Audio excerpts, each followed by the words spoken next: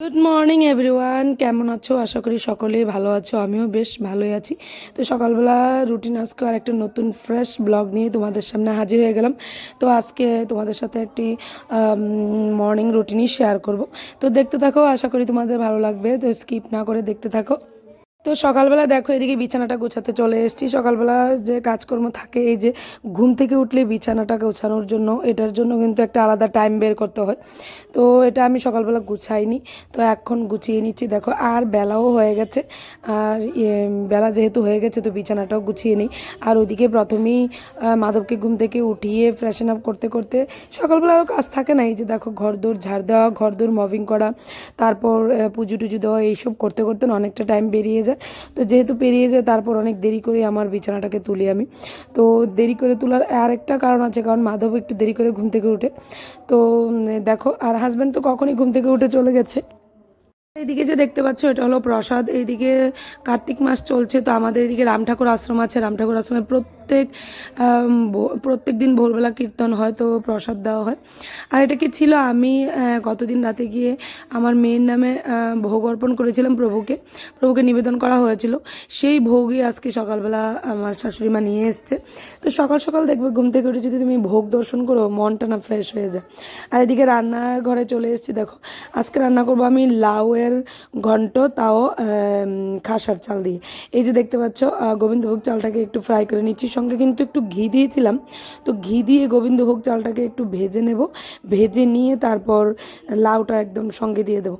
আর আজকে কিন্তু কোনো মুগ ডাল দিয়ে করা হচ্ছে না, একদম মুগ ডাল ছাড়া শুধু গোবিন্দভোগ চাল দিয়েই করা হচ্ছে, আর মুগ ডাল নেই। আর ওইদিকে দেখতে পাচ্ছ, আমার গ্যাসের ফ্লেমটা না একদম হলুদ রং হয়ে আছে। কখন জানি গ্যাসটা শেষ হয়ে যায়, আমি এই ভয়েই কাটাচ্ছি শুধু। তো এই লাউগুলি ধুয়ে কাটা হয়েছিল, তো ধোয়া লাউগুলি দিয়ে দেবো, একটু লবণ দিয়ে দেবো, দিয়ে বাস বসিয়ে দেবো। আর মাধবের বাবা বাজারে গেছে, বাজার থেকে নিয়ে এসেছি এই যে চিংড়ি মাছ আর এই যে চাপিলা মাছ। তোমাদেরকে আরেকদিন একটা ব্লগে শেয়ার করেছি যে চাপিলা মাছ বলে, তোমরা একটু জানাবে এটাকে কী মাছ বলো তোমরা।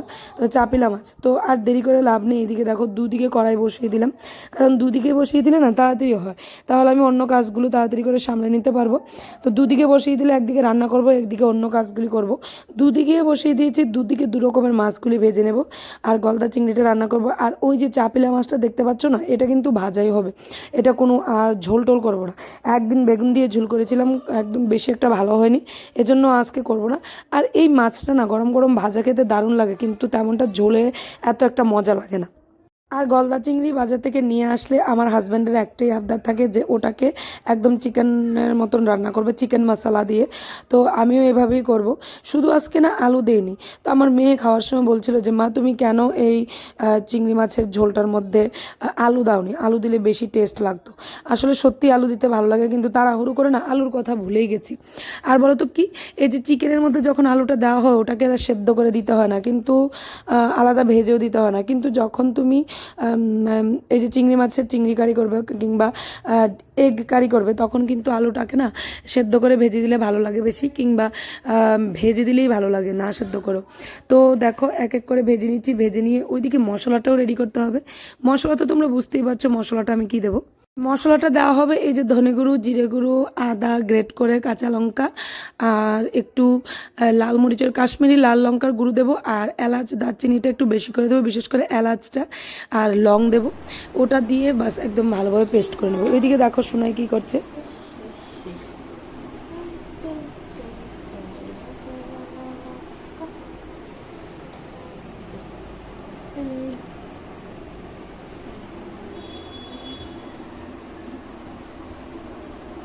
চিংড়ি মাছগুলো ভাজা হতে হতে আমি একটু দেখে আসলাম যে সুনাই কী করছে। মাধব তো সেই স্কুলে চলে গেছে, তো তেমনটা টেনশন নেই। তো সুনাই কী করছে দেখতে গেছি, কারণ ও না অনেক সময় কী করে, এই রং তুলি নিয়ে খেলাধুলা শুরু করে দেয়। আর রং তুলি দিয়ে যখন খেলাধুলা শুরু করে, তখন ঘর একদম নোংরা করে নেয়। তখন আমি কী করি, ওকে বলি যে ফ্লোরে বসে খেলো, রং করো। আর একটা আলাদা একটা কাপড় কিংবা টাওয়াল ওকে বিছিয়ে দিই, যাতে ওটার মধ্যে বসে করে ফ্লোরটা যাতে আমার নোংরা কিংবা ময়লা না হয়। বা ও এখনও বাচ্চাই আছে, আর বাচ্চারা যখন খেলাধুলা করে না, একটু খেয়াল রাখতে থাকতে হয়। আর মাধব তো বসে এক জায়গায় খেলেই না, শুধু ঢিলাঢিলি চুরাচুরি এই সমস্ত জিনিসই করে। আর এখানে দেখতে পাচ্ছ পেঁয়াজটা ভাজা হয়ে যাওয়ার পর আমি এখানে ওই যে মশলাটা বলেছিলাম সেই মশলাটাই দিয়ে দিয়েছি। বাস এখন চলে যাবো মশলাটা কষতে দিয়ে আমি চলে গেছি ছাদে চলে গেছি একটু আম পাতা পারবো। এটা আমার বড় জায়ের আম গাছ, ওটা থেকে আমি আম পাতা পেরে নিই। আম পাতা পেরে নিচ্ছি কেন, কারণ আমার ধনতেরাসের দিন আমার ঘরে গেটের মধ্যে না তোরণ লাগিয়েছিলাম, তো এটা না শুকিয়ে গেছে আম পাতাটা, তো আজকে নতুন করে লাগিয়ে নেব।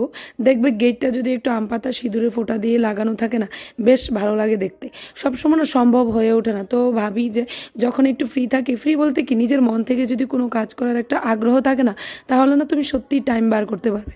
আর যখন দেখবে যে তোমার শরীরও দিচ্ছে না মনও দিচ্ছে না, তখন না টাইম বাইর করতে পারবে না, আর টাইমটা বারও হবে না দেখবে। তো ওখানে দেখো নিয়ে নিচ্ছি আমি, পাতাগুলো নিয়ে না ভালোভাবে ধুতে হবে, নয়তো পাতাগুলোর মধ্যে ধুলোবালি থাকে, দেখতে ভালো লাগে না।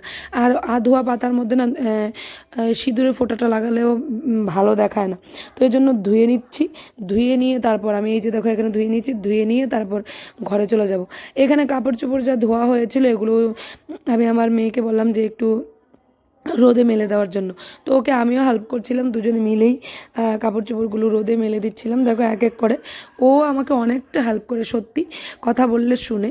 মাঝে মধ্যে একটু আধটু বায়না করে, বাচ্চারা তো একটু আধটু বায়না করবে, আর ও তো এখনও এত বড় হয়ে গেছে, কিন্তু ওর বোঝটা না এখনও বাচ্চাদের মতোই আছে, তো জোরাজোরি করে কোনো কিছু হবে না, ওকে ভালোভাবে বুঝিয়ে আদর দিয়ে স্নেহ মমতা দিয়ে বলতে হবে।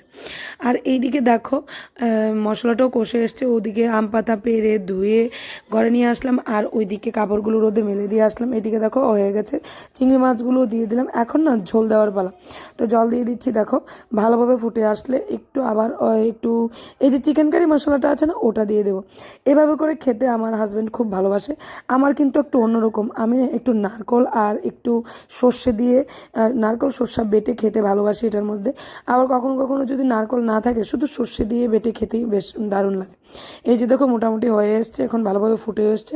তেলটা যখন দেখবো ভালোভাবে চারিদিকে ছড়ে এসছে কড়াইতে, তখন নামিয়ে নেব।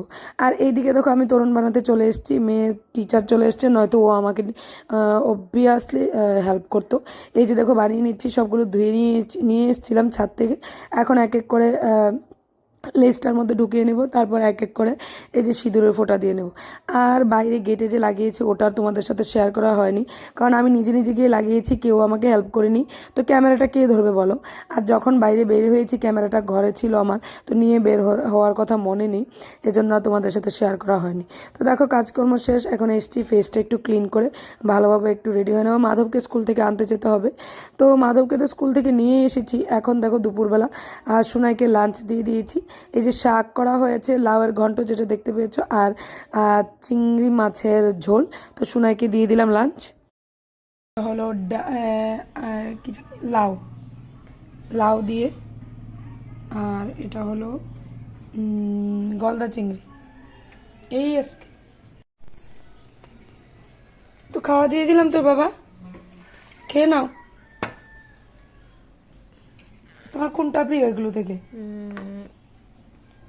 শোনাই সব সময় শাক খেতে ভালোবাসে, এত ভালোবাসে শাক, শাকে কোনো বিরক্তি নাই ওর। তো আজকে কি কি রান্না করা হয়েছে দেখো, এটা হলো শাক, এটা হলো লাউয়ের তরকারি, মুগ ডাল ফাটিয়ে কিন্তু দেওয়া হয়নি, শুধু লাউই, খালি লাউ। আর এটা হলো ডাল। আর একটা জিনিস রান্না করা হয়েছে তোমাদেরকে দেখাচ্ছি, করেছি, এটা হলো গলদা চিংড়ি, রেসিপিটাও শেয়ার করেছি তোমাদের সাথে।